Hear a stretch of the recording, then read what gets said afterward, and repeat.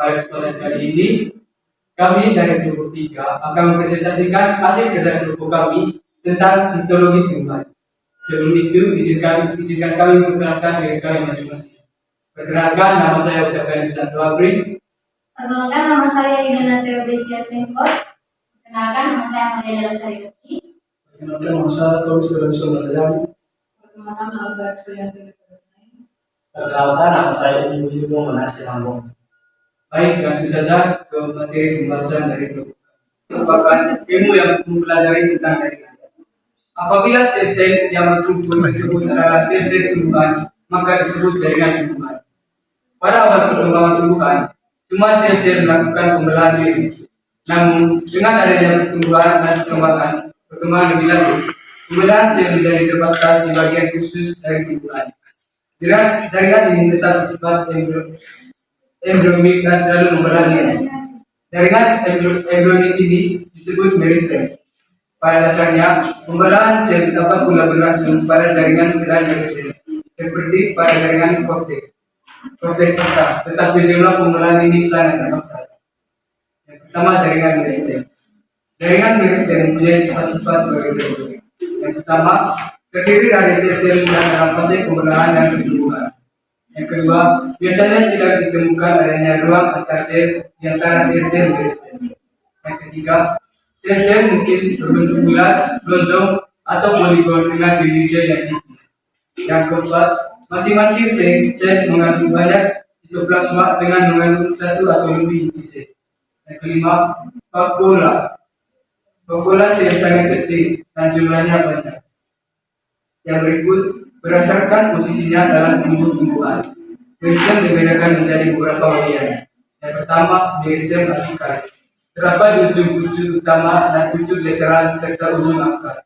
Yang kedua, meristem interkalar. Terdapat di antara jaringan dewasa. Contoh, meristem pada pangkal ruas tumbuhan, suku rumput-rumputan. Yang ketiga, meristem lateral. Terletak sejajar dengan permukaan organ tempat ditemukannya. Contoh, kambium dan kambium gabus atau flokin. Yang ketiga, berdasarkan asal usulnya, meristem dikelompokkan menjadi beberapa bagian. Pertama, meristem primer. Apabila sel-selnya berkembang langsung dari sel-sel embryonik atau meristem apikal. Yang kedua, meristem sekunder. Apabila sel-selnya berkembang dari jaringan dewasa yang telah mengalami diferensiasi, contoh kambium dan kambium gabus. Meristem primer berasal dari sel-sel initial yang disebut promeristem yang berdasarkan teori yang dikemukakan oleh Hebertian akan berkembang menjadi protoderm, prokambium, dan meristem kasar. Protoderm akan berdiferensiasi menjadi jaringan epidermis, prokambium akan berdiferensiasi menjadi sistem jaringan pengangkut, sedangkan meristem akan berkembang menjadi parenkim atau jaringan kasar. Hanstein membagi ujung akar menjadi 3 daerah, yaitu yang pertama, dermatogen akan berkembang menjadi epidermis. Yang kedua, periflem akan berkembang menjadi korteks. Yang ketiga, ada skleron akan berkembang menjadi stelet. Sementara Schmidt membagi ujung batang menjadi 2 bagian, yaitu ada korpus dan tunika. Korpus merupakan bagian pusat dari titik tumbuh. Daerah ini mempunyai area yang luas dan sel-selnya relatif besar. Sel-sel daerah korpus ini akan membelah secara tidak beraturan. Tunika merupakan bagian paling luar dari titik tumbuh, terdiri dari satu atau beberapa lapis sel, dengan sel-sel yang relatif lebih kecil dan mengalami pembelahan ke samping atau karak lateral. Meristem sekunder berasal dari sel-sel dewasa yang berubah keadaannya menjadi meristematik. Sel-sel meristem sekunder berbentuk prisma yang di tengahnya terdapat bola yang besar. Contohnya adalah kambium dan kambium gabus. Selanjutnya ada pematangan sel meristem. Pada setiap meristem ada sel-sel yang tidak membelah diri sedemikian rupa sehingga pada setiap pembelahan salah satu sel anak atau pemula tetap bersifat meristem. Sel anak yang lain atau derivat lambat laun keluar dari meristem dan akhirnya menjadi sebuah atau sekelompok sel yang ada di dalam tubuh tumbuhan utama.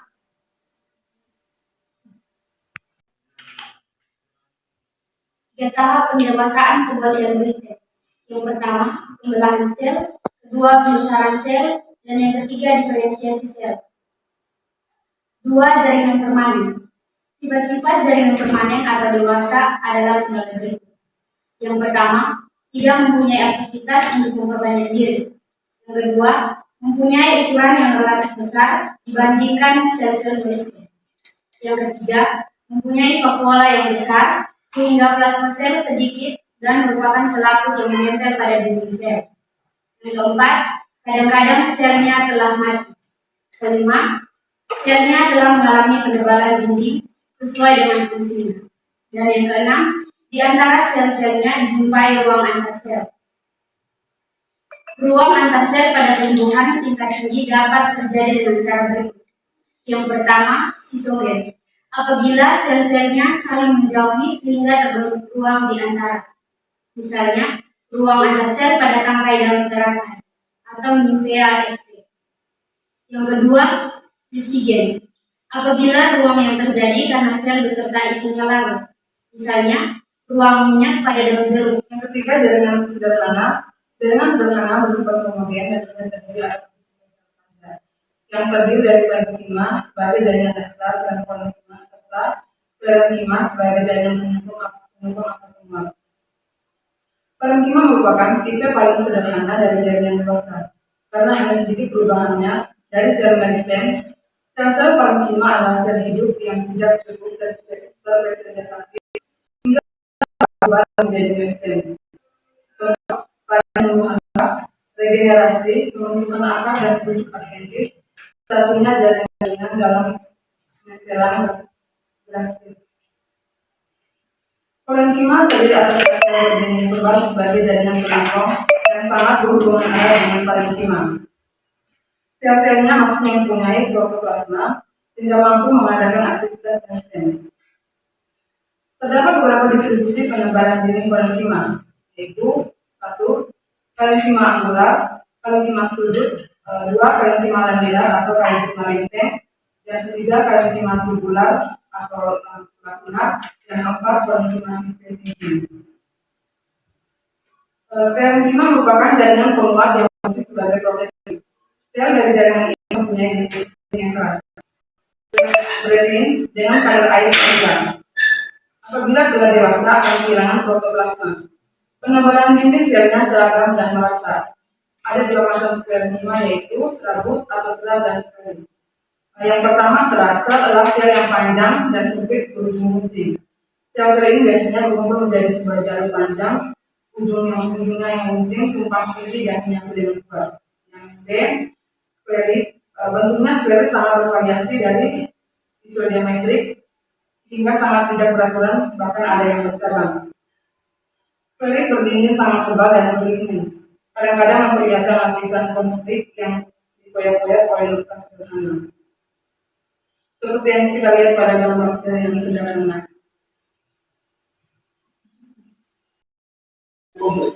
Jaringan kompleks bersifat heterogen dan bersusun atas sudah 3 sel atau lebih, yang terdiri dari xilem dan kloem. Sebagai jaringan penyangkut dan epidermis sebagai jaringan pelindung. Xilem. Unsur xilem terdiri atas pertama trakei, kedua sistem pembuluh atau trakea, ketiga parenkima, keempat sel. Kloem merupakan jaringan pengangkut yang berfungsi mengangkut dan mendistribusikan zat-zat makanan hasil fotosintesis dari dalam ke bagian tumbuhan yang lain. Komponen kloem terdiri atas pertama komponen pembuluh tapis, yang kedua sel tetangga, yang ketiga parenkima, dan yang keempat sel. Baik, yang selanjutnya adalah jaringan epidermis. Jadi jaringan epidermis ini adalah lapisan-lapisan sel yang berada paling luar pada alat-alat tumbuhan primer seperti akar, batang, daun, bunga, buah, dan biji. Dan jaringan ini berfungsi melindungi bagian dalam tumbuhan dari segala pengaruh luar yang akan merugikan tumbuhannya. Sehingga jaringan epidermis sering disebut dengan jaringan pelindung. Jaringan epidermis biasanya terdiri dari satu lapis sel yang tersusun rapat tanpa adanya ruang antar sel.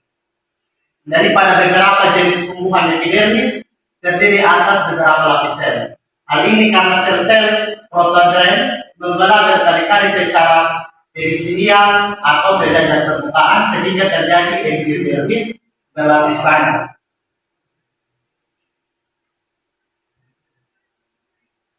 Dari sel epidermis ini, sel-sel intinal, epidermis sebagian dapat berkembang menjadi alat-alat tambahan lain yang sering disebut derived epidermis seperti stoma, trikoma, sel kipas, distolit, sel sedika, dan sel gabus.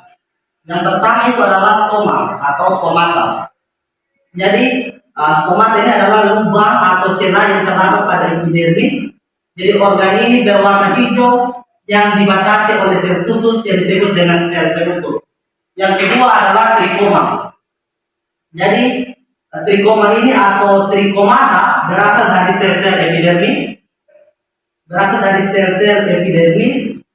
yang terdiri atas sel besar atau banyak sel. Jadi fungsi dari trikoma itu sendiri yang pertama adalah mengurangi penguapan apabila terdapat pada epidermis daun. Yang kedua meneruskan rangsangan. Jadi yang ketiga mengurangi gangguan hewan. Yang keempat membantu penyebaran biji. Yang kelima membantu penyebaran dan menyerang serta garam mineral dari dalam tanah. Yang ketiga ada sel kipas.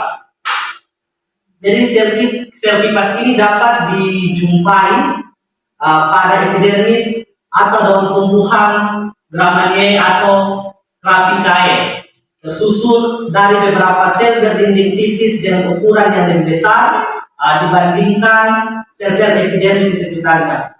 Yang keempat ada sistolit. Jadi sistolit pada epidermis itu selain adanya epidermis ganda juga terdapat penebalan ke arah sentripetal yang tersusun atas tangkai selulosa. Baik, sekian hasil presentasi dari kelompok kami. Salam dan bahagia.